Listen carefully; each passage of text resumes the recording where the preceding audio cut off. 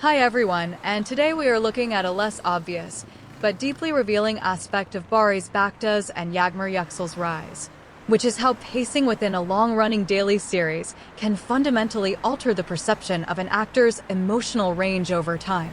Unlike shorter seasonal formats, Consistory required sustained character development across an extended timeline, which meant that subtle shifts in performance accumulated gradually rather than being delivered in isolated dramatic peaks. For Baktas, this translated into a portrayal that relied heavily on controlled restraint, where emotional intensity was often suggested rather than explicitly shown,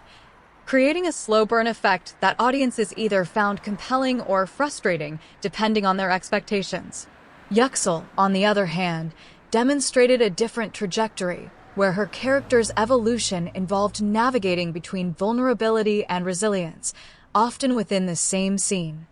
which required a level of tonal flexibility that became more apparent as the series progressed. Audience discussions frequently highlighted how their interactions seemed to evolve in a way that mirrored real interpersonal dynamics rather than scripted progression,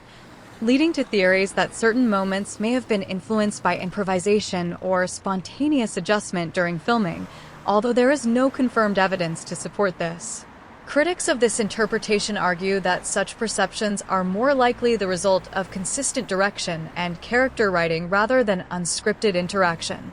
pointing out that experienced directors often aim to create exactly this kind of naturalistic flow. Nevertheless, the persistence of these theories indicates that the performances succeeded in creating an illusion of authenticity strong enough to invite speculation, which in itself can be considered a measure of effectiveness. As both actors move forward, the challenge will be to either reinforce or deliberately break away from the performance patterns that audiences have come to associate with them, particularly in an industry where typecasting can emerge quickly when a specific dynamic resonates strongly with viewers. So before we end today's analysis, consider this angle carefully. Is the perception of authenticity in acting a reflection of the performer's skill, or is it ultimately shaped by how much the audience wants to believe what they are seeing?